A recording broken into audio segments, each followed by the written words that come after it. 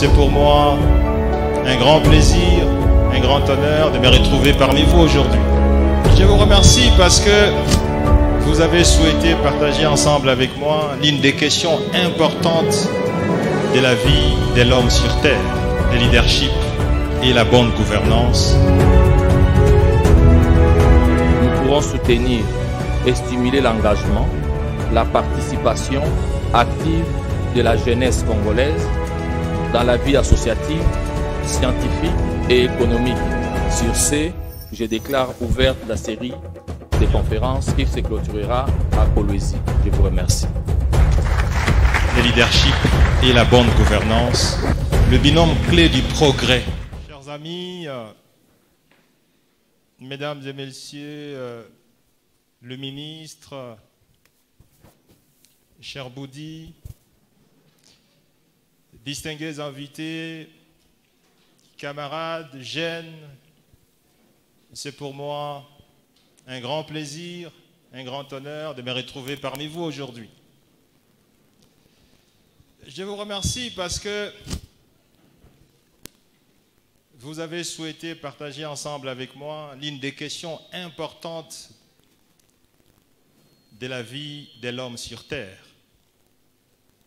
le leadership et la bonne gouvernance, le binôme clé du progrès. D'entrée de jeu, je voudrais vous rappeler que le leadership, c'est la fondation du progrès de l'humanité. Le leadership, c'est la fondation de tous les changements qui se réalisent dans le monde. Le leadership, c'est la source de la création des richesses.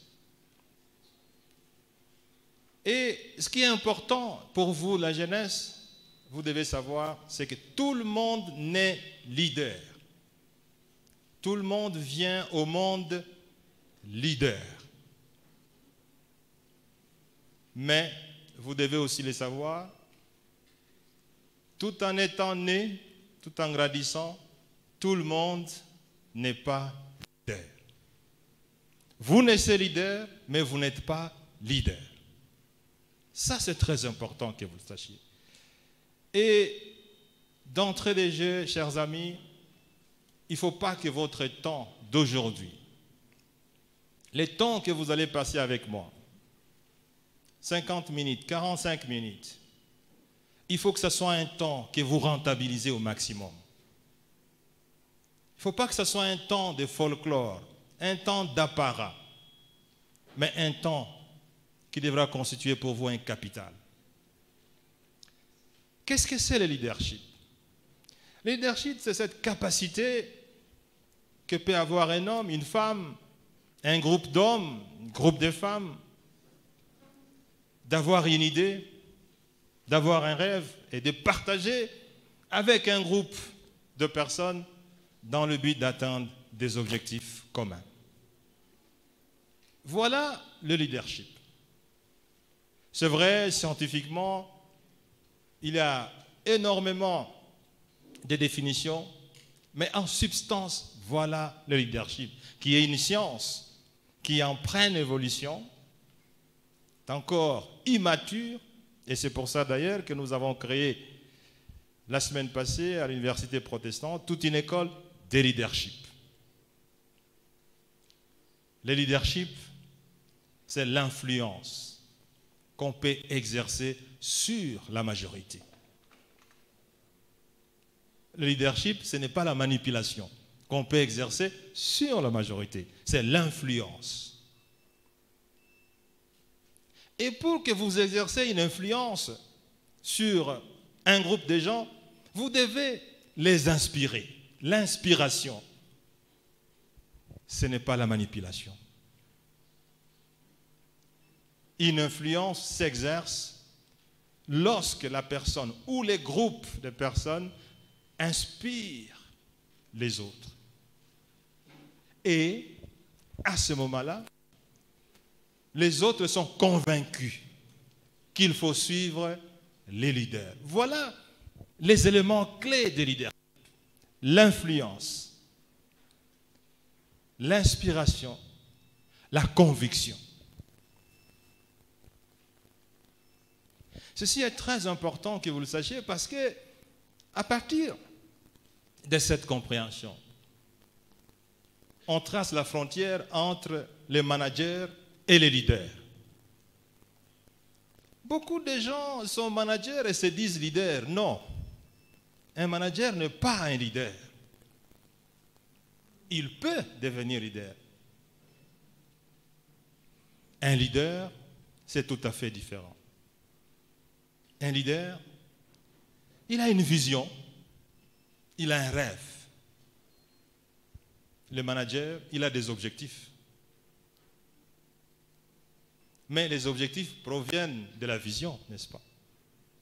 Un leader, il aime les changements. J'ai bien aimé lorsque Boudi expliquait les objectifs de la jeunesse Umoja. Voilà pourquoi il y a des passerelles entre la vision que nous avons de leadership et les objectifs de la dynamique Umoja.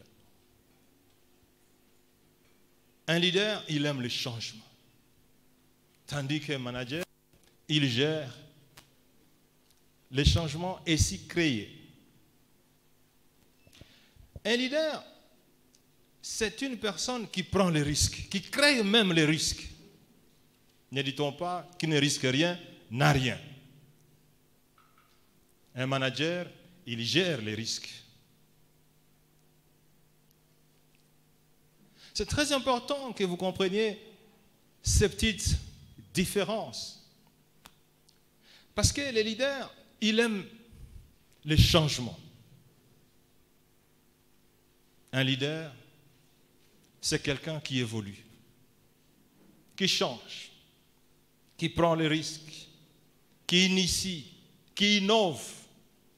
Mais un manager, il gère les résultats de tous les processus de leadership.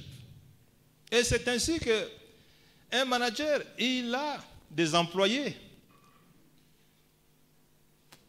qu'il accepte parce qu'il est chef, qui les suivent parce qu'ils doivent exécuter les ordres, tandis qu'un leader, il a des fonds, il a des followers, des gens qui sont convaincus que cet homme, il nous inspire, cet homme, il nous influence. Cet homme, nous sommes convaincus. Voilà toute la différence. Donc vous pouvez être manager et ne jamais être leader. C'est ça. Mesdames et messieurs, sœurs jeunes, ce que vous devez comprendre. Vous êtes venus pour comprendre comment on devient leader et comment on le demeure. Ce qui fait que il ne faut pas confondre le leadership et la position. Vous pouvez être ministre et ne jamais être leader. Vous pouvez mourir ministre et ne jamais être leader. Vous pouvez être roi et ne jamais être leader. Vous pouvez être premier ministre comme je l'ai été et ne jamais être leader. Vous pouvez être recteur et ne jamais être leader. Vous pouvez être professeur, mais vous pouvez être quelqu'un dans la masse et être leader. Donc le leadership, ce n'est pas la position qu'on peut occuper. Parce que les caractéristiques du leader sont tout à fait différentes des caractéristiques d'être chef. Vous savez, dans beaucoup d'institutions, les gens se croient être leaders, mais les gens les suivent parce qu'ils protègent leur carrière. Ils ne protègent pas les objectifs de l'entreprise, mais ils protègent leur carrière.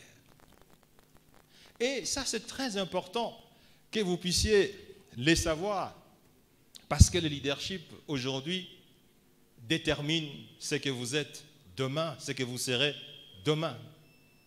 Alors, quel est le processus du leadership? Je vous ai parlé de la vision. La vision, mes chers amis, la vision. Un leader doit avoir une vision. Et cette vision doit être grandiose. Oscar Wilde disait, il faut viser les étoiles pour au moins échouer sur la lune. Bon, c'est une image, parce que beaucoup de gens ont tendance à croire que la lune peut être, comme elle est grande, elle est peut-être très éloignée, et que les étoiles, comme elles sont petites, elles sont tout près. Non, les étoiles sont plus éloignées que la lune. La lune est à près de 384 000 kilomètres de la Terre, alors que la plus proche de l'étoile, elle est à plus de 42 000 milliards de kilomètres. Mais si vous visez l'étoile, au moins vous pouvez avoir la chance et la bénédiction de Dieu d'atterrir sur la lune. Ceci pour vous dire, il faut viser toujours grand. Un leader, ce n'est pas quelqu'un qui est dans la petitesse. Un leader, c'est quelqu'un qui va au-delà. Le leadership. Il faut que votre rêve ne soit pas un rêve utopique. Si vous voulez devenir professeur d'université, c'est un rêve. Vous êtes encore jeune. Vous voulez devenir professeur d'université. Mais il ne faut pas que votre rêve soit un rêve utopique parce que vous décidez de ne même pas aller à l'école, mais vous voulez devenir professeur. Tout en disant que la prière va vous aider. Non.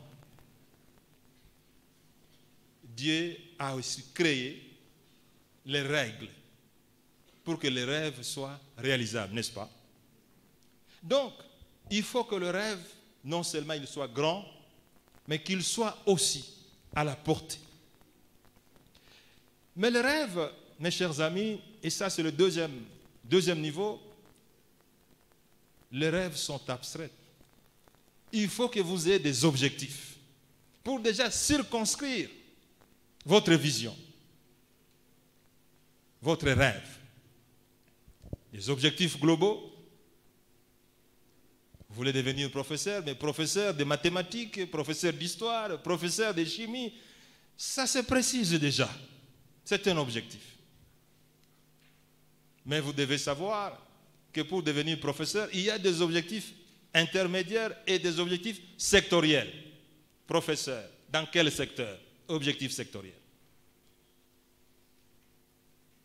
Objectif intermédiaire.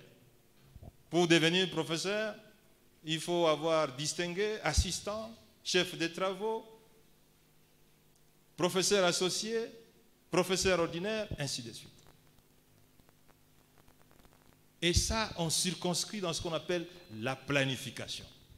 Un leader doit savoir planifier. Tout ce qui est à la portée d'un leader, c'est quelque chose qui est planifié. Et pour que ces objectifs que vous aurez définis se mettent dans la réalité, se traduisent, il faut absolument que vous ayez de la méthode et des techniques, chers amis. Un leader doit avoir la méthode. La méthode étant comprise comme un enchaînement logique, cohérent, une démarche raisonnée pour pouvoir atteindre les objectifs. Vous êtes en train de progresser parce qu'à ce moment-là, vous essayez de donner du corps à votre démarche. Si vous n'avez pas une démarche raisonnée, la méthode, toute chose restant égale. Par ailleurs, c'est la possibilité d'atteindre les objectifs avec un processus cohérent. Voyez-vous, un exemple, le capitalisme, c'est une méthode.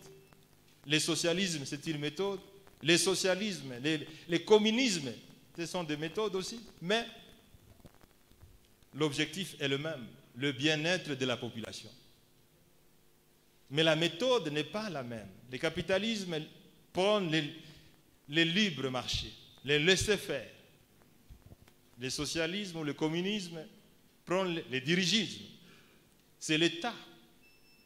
Mais l'objectif, c'est le mieux-être. Mais si vous avez défini la méthode, il faut définir les techniques, les stratégies. Camarades, chers amis, le processus du leadership, le processus de la matérialisation du rêve que vous avez, de la vision que vous avez, nécessite que vous soyez un stratège. Vous avez déjà vu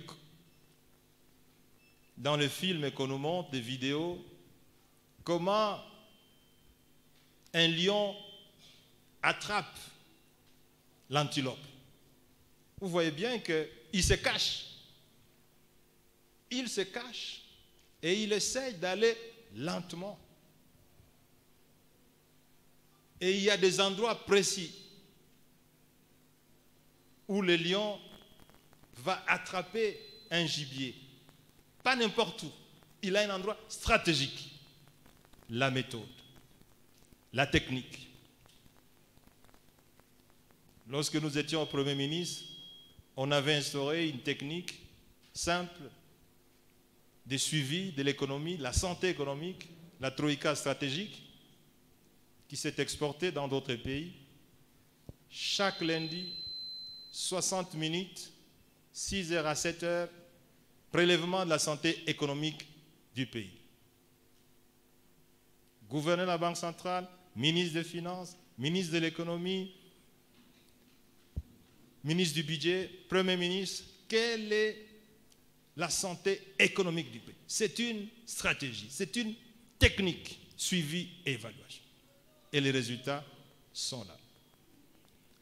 Ceci est très important, mes chers amis, pour que vous puissiez savoir que rien ne s'obtient sans méthode, rien ne s'obtient sans technique, et qu'un leader doit être quelqu'un qui cherche le meilleur moyen pour arriver aux objectifs. Et pour ça, le leader doit s'armer des valeurs, mes chers amis.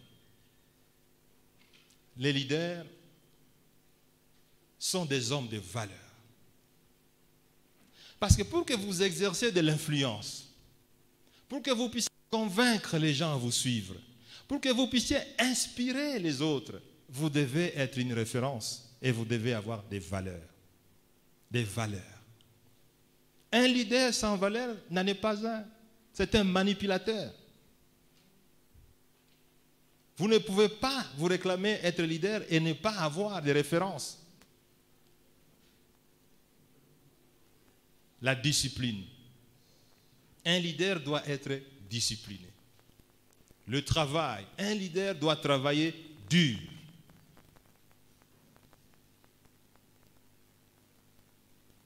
La constance. Un leader doit être constant. Il ne peut pas être aujourd'hui vert, demain rouge, après-demain orange. Il dit, mais qui est-il? On ne sait pas vous identifier. Vous êtes aujourd'hui socialiste, demain vous êtes capitaliste, demain vous êtes d'extrême droite. Mais quelle est votre identité? Un leader ne peut pas changer à coup de vent. Les leaders, le sacrifice. Le sacrifice. Un leader doit savoir donner du soi aux autres. Le sacrifice n'est pas seulement corporel. Vous pouvez sacrifier de votre temps. Vous pouvez sacrifier de vos moyens. Vous pouvez sacrifier de votre précieuse bibliothèque au profit des autres. Le sacrifice, de toute manière, constitue un des éléments clés. Mais il y a des valeurs qui sont connues par tout le monde et surtout par des chrétiens. L'honnêteté, l'humilité, la flexibilité. Un ensemble de valeurs, je n'en cite que quelques-uns, qui font des leaders un homme à la recherche de l'excellence. On n'a jamais vu un leader qui est brut. Un leader doit toujours chercher l'excellence. Et le processus de leadership, c'est un processus de la recherche permanente de l'excellence.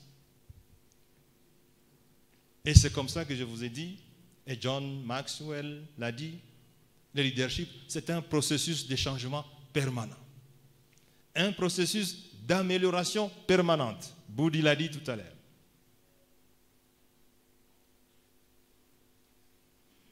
Et ceci est normal quand vous arrivez dans certaines villes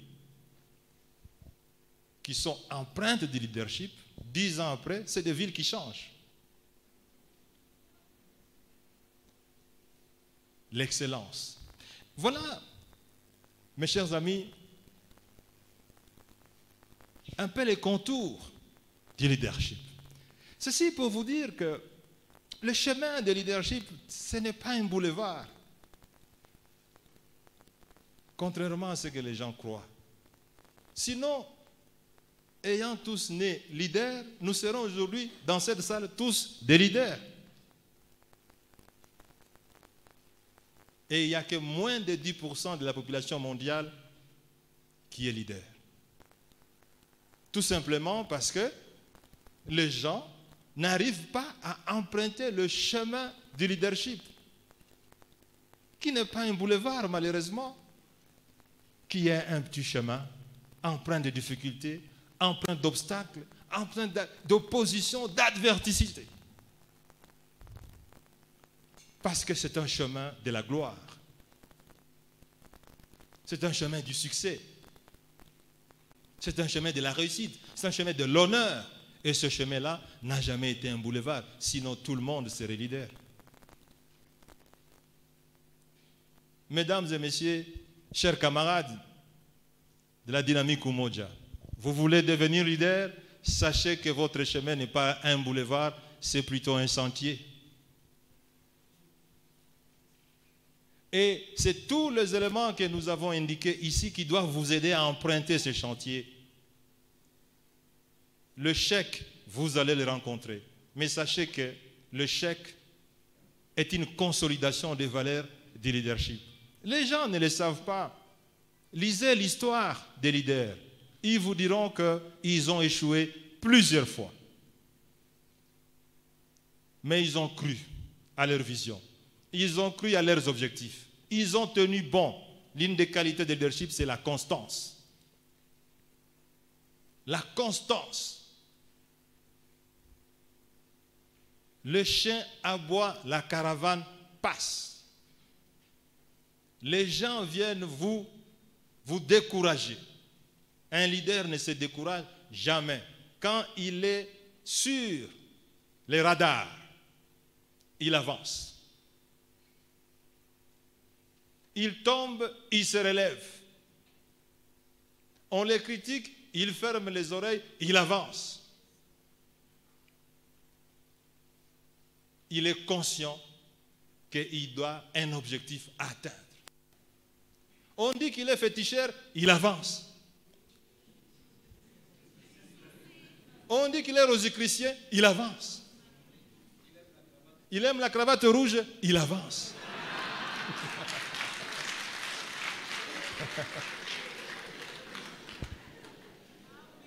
C'est cela le leadership. Et après, quand il a atteint l'objectif, ces mêmes personnes commencent à venir, chef, tous mes respects. Ah, vous êtes vraiment un grand homme, vous êtes vraiment un grand homme. Attention, le leadership est un chemin difficile, mes chers amis. Mais c'est un chemin de gloire. Comment vous pouvez vous imaginer qu'un homme noir comme vous et moi, Nelson Mandela, qui a été mis en prison pendant une vingtaine d'années, aujourd'hui sa statue trône devant le Parlement britannique.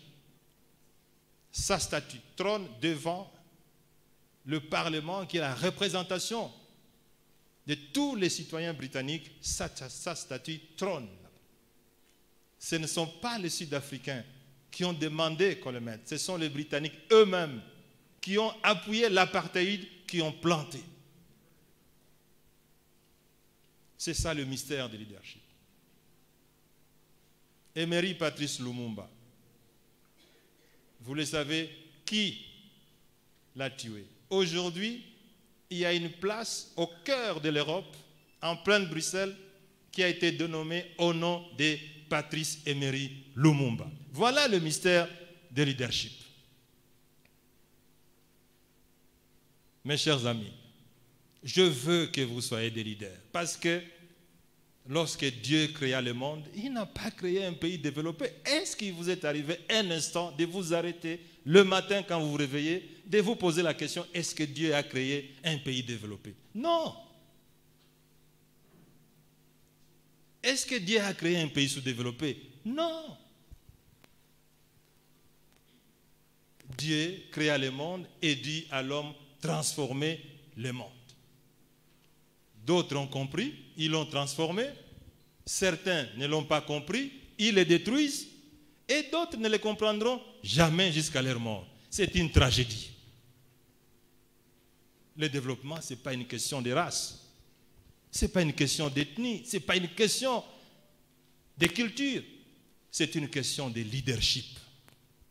Et le leadership est planté de chacun d'entre nous ici. Mais le leadership seul ne suffit pas. Il faut un ingrédient, la bonne gouvernance.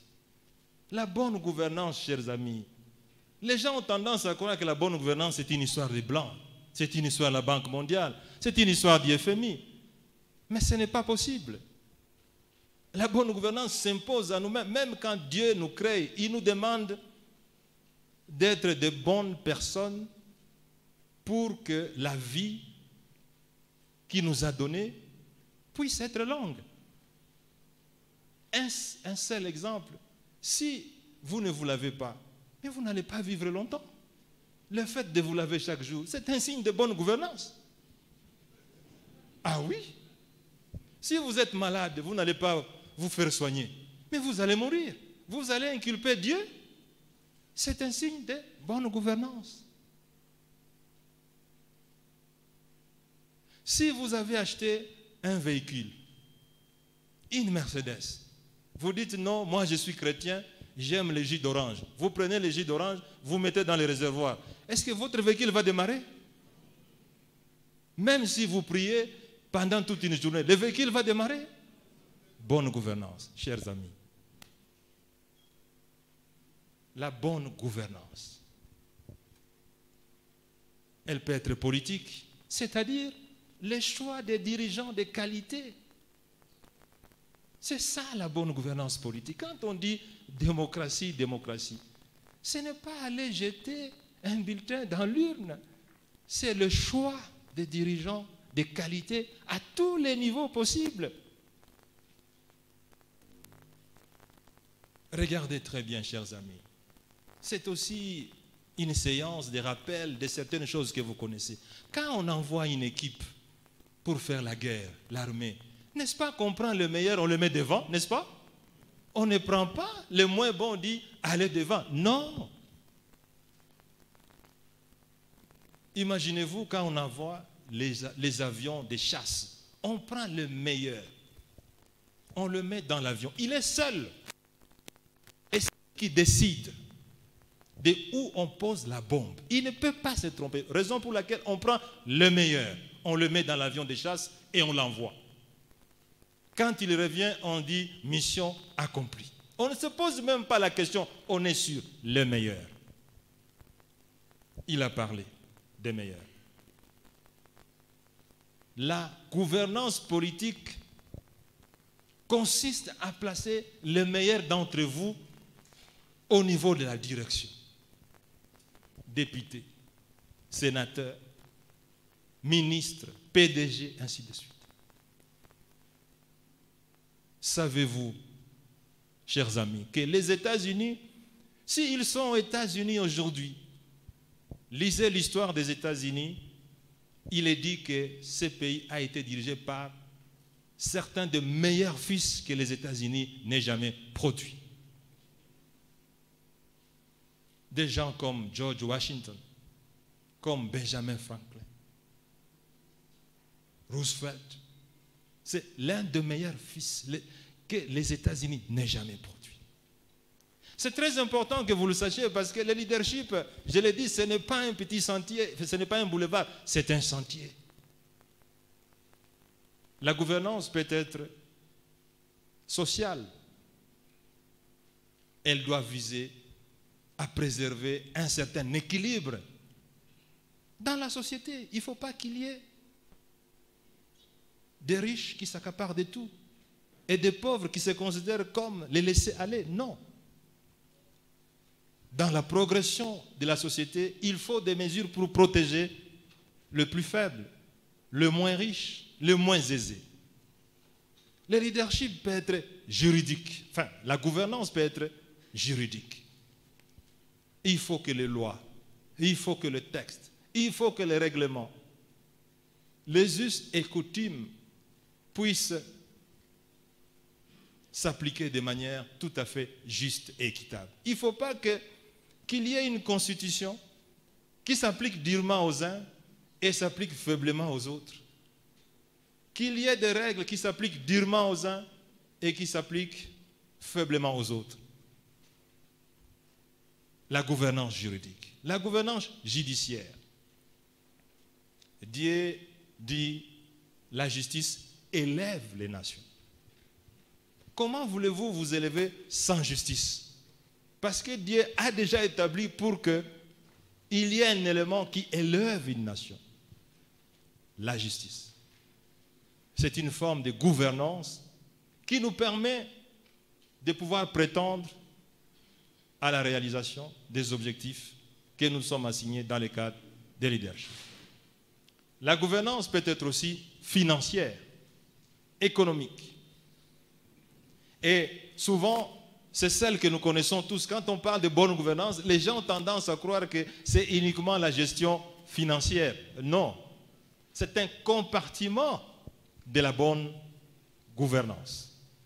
Donc, la gouvernance peut être judiciaire, peut être sociale, peut être économique, peut être juridique, peut être politique. Voilà, mes chers amis, le compartiment de la bonne gouvernance. Alors, vous avez un binôme. Je parlais de leadership. Je parlais de la gouvernance. Et c'est ce binôme-là qui est à la base du progrès. C'est ce binôme-là qui fait qu'il y a des pays pauvres et il y a des pays riches.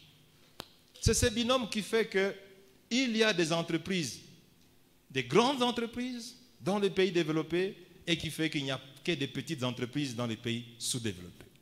Et c'est ce qui fait qu'il y a des grands hommes et des petits hommes, il y a des hommes riches et il y a des hommes pauvres. Le binôme.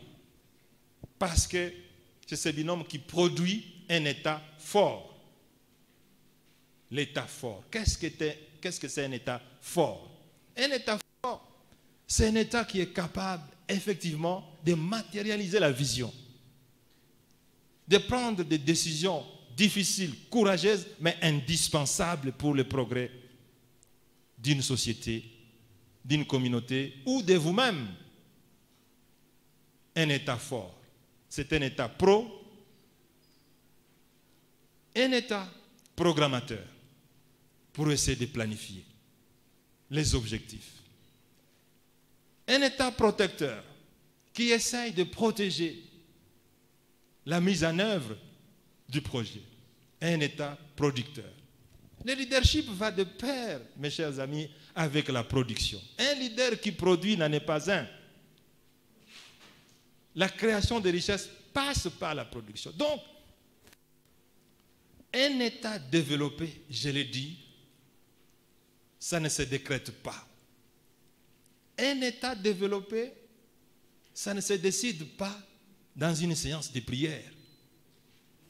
Un État développé est la résultante des décisions prises par des hommes ayant une vision, ayant planifié, ayant des méthodes, des techniques et une gouvernance appropriée pour atteindre des résultats. Les entreprises multinationales, tout le monde connaît Microsoft. Tout le monde connaît Ford. Tout le monde connaît L'Oréal.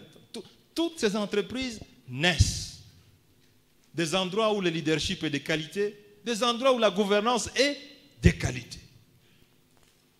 Des endroits où on trouve un État fort, en opposition à un État mou, qui prend des décisions, mais qui n'applique aucune décision. Donc, l'État fort, c'est un État pro qui produit les États développés, qui produit des entreprises multinationales, de grande qualité, des entreprises publiques, privées, mais qui produit aussi des hommes. Regardez dans le monde, où trouvez-vous des grands leaders?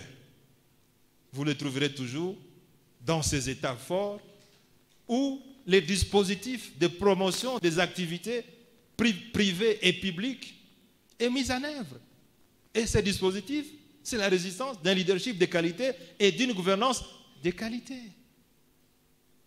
Donc on ne décrète pas de grands hommes, on ne décrète pas de grandes entreprises, on ne décrète pas non plus des entreprises. Imaginez-vous si vraiment des grandes entreprises étaient nées de la prière. Mais nous aurions déjà ici des grandes entreprises, parce que les gens prient énormément.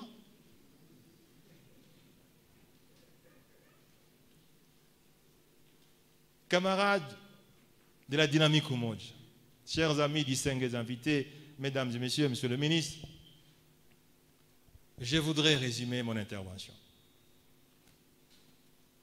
Si vous croyez au progrès, si vous croyez à l'édification de vous-même, si vous voulez devenir grande personne, vous devenez un grand homme, vous voulez réussir, vous voulez créer une entreprise, vous voulez faire progresser l'agenda de la République démocratique du Congo, sachez que vous devez avoir une vision, un rêve.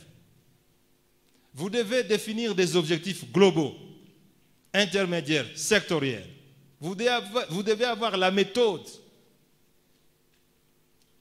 Vous devez avoir des techniques, vous devez avoir des stratégies. Et pour ça, il vous faut de la bonne gouvernance pour pouvoir créer un dispositif favorable à l'éclosion d'un État développé, favorable à une entreprise grande, capable de créer des richesses. Une société capable de fabriquer des hommes de qualité, des grands hommes, des dirigeants de valeur. Et ce n'est qu'avec ça qu'on peut dire que vous avez tous, vous et moi, répondu à l'appel de Dieu, parce que Dieu a dit, hommes, allez et transformer le monde. Il ne faut pas que nous soyons des agents destructeurs du monde.